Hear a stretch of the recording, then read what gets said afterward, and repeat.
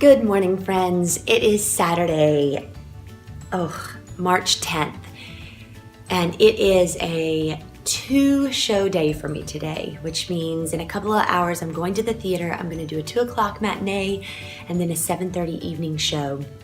And so it is a very busy day. I need this coffee more than you could ever know. And my hair is probably looking absolutely crazy, but I have to keep it dirty for the show, for the hairstyle that they do on me. So, crazy hair, crazy coffee.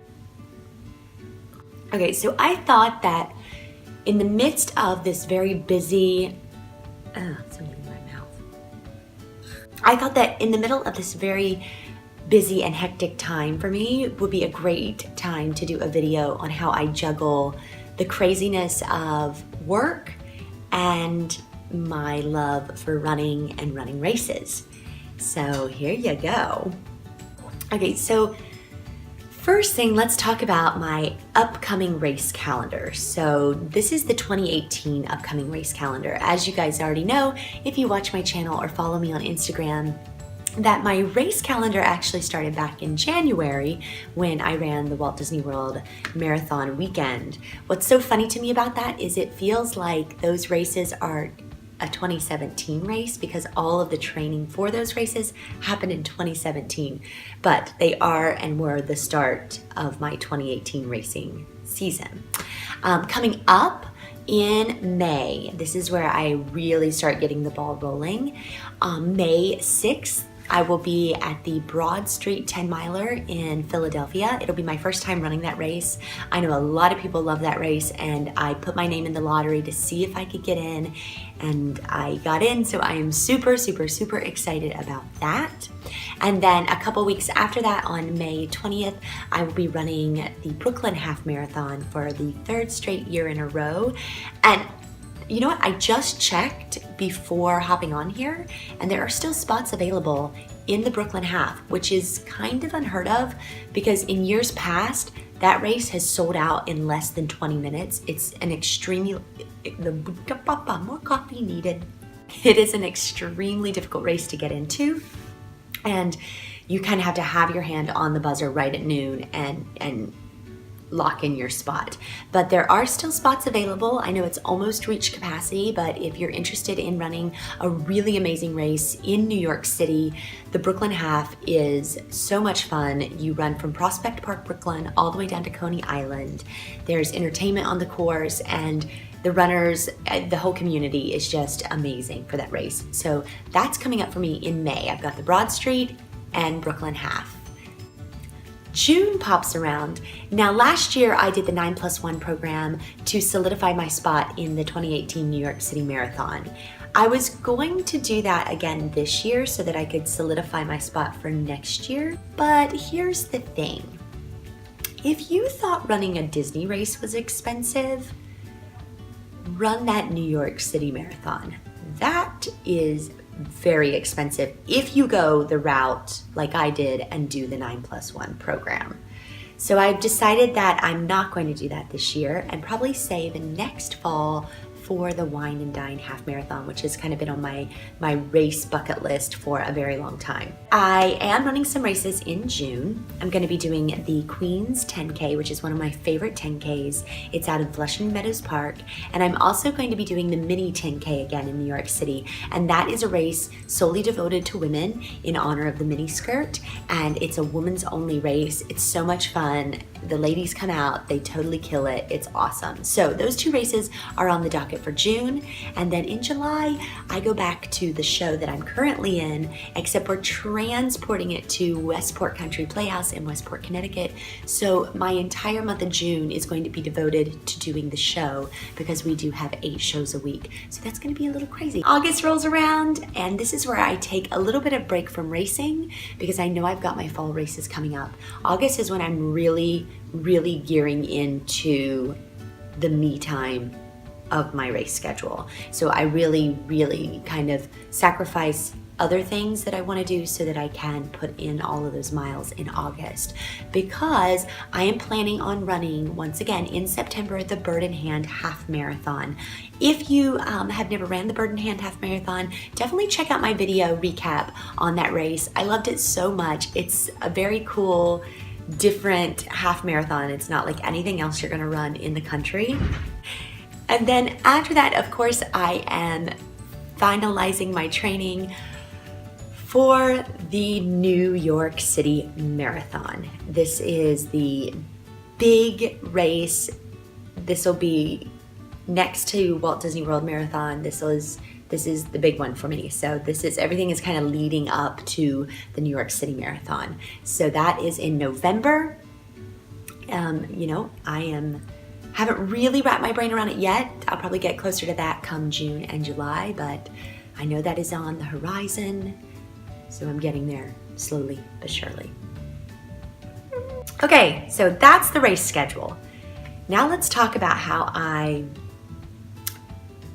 work in between that race schedule, because I still have to work, I still have to survive in this city, and it is challenging to say the least. And this is true for anybody that has a love affair with running and they want to run all the races and they're trying to schedule time off work, or they're just trying to schedule time in their day to get the training in.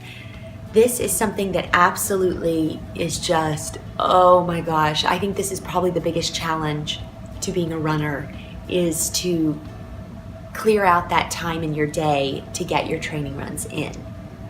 Now, I used to be an absolute stickler for sticking to the plan, but then I realized that's not really realistic, because life happens and sometimes you have to juggle these things around. Right now, like I said, I'm currently in this show here in Delaware, and it's been difficult to get in all of the miles that I had planned for the month of March, just because the weather's been kind of crazy up and down, and I've done a lot of my mileage in the gym, which I am not used to. I don't have a gym membership back in New York City, so that's been new and exciting and definitely challenging because I'm not a treadmill runner, but I have put in a lot more mileage on things like the elliptical, which has been interesting as well.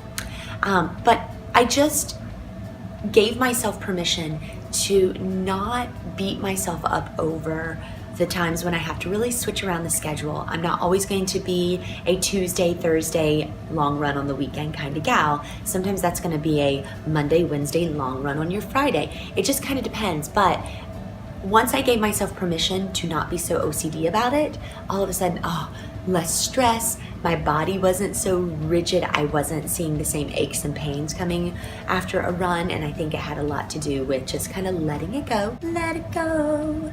And so there was that. One other challenge that I find is I am not a morning person in regards to running.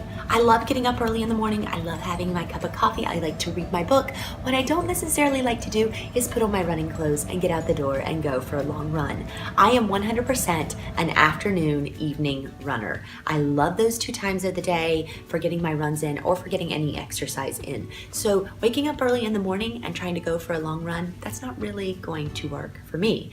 So that's another challenge, is most of my afternoons are spent working in the city or at rehearsal, and most of my evenings are spent with shows. So I really had to get myself up and get myself moving and out the door and get these runs in at an earlier time than I'm used to. I think that'll change once I'm back in the city next week and I can really kind of get back on a little bit of a routine.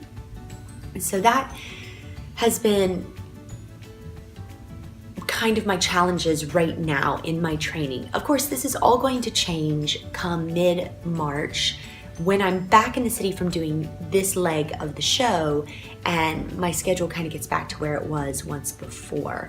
I think the weather is having a lot to do with how I feel getting out the door. All of those things said, it is very difficult for me to juggle life and running. But last year and this year, I really started to focus on myself, and I don't really make New Year's resolutions. but I do try to find a word that I'm gonna keep coming back to throughout the year. And for 2018, that word was self-love. I wanted to start putting myself first.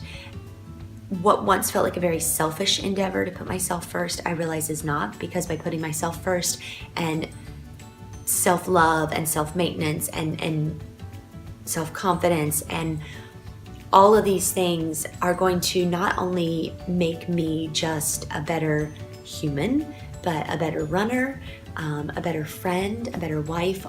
It all kind of, it's the trickle down of what I do for myself will branch out and be better for everyone around me.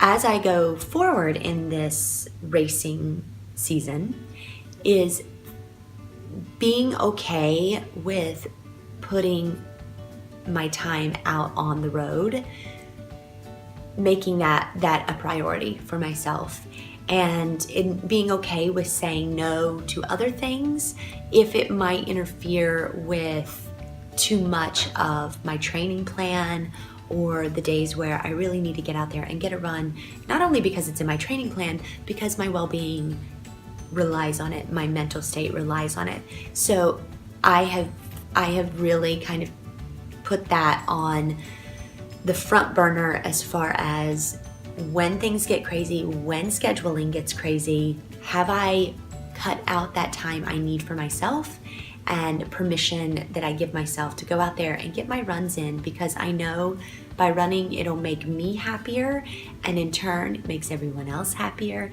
and so on and so forth. That's kind of how I am approaching juggling what looks to be a very busy year, not only with my race schedule, but also with the shows that I have coming up, be it in June, and then again, shows that I have coming up in the fall as well. So lots of things on the horizon, lots of things to juggle. Again, I just try to take my time, breathe, cut myself some slack, because life is a crazy journey. Running is a crazy journey.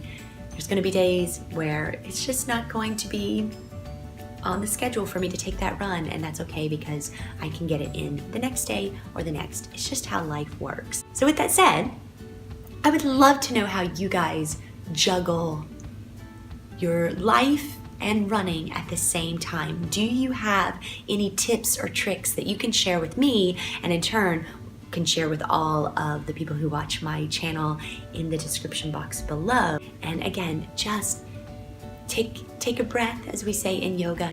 As Dory says, just keep swimming. And if anyone is going to be at any of these races that I mentioned before, which I'll link again in the description box below, let me know. I would love to meet you. I would love to have a meetup if that's possible. And yeah, let's do this thing together.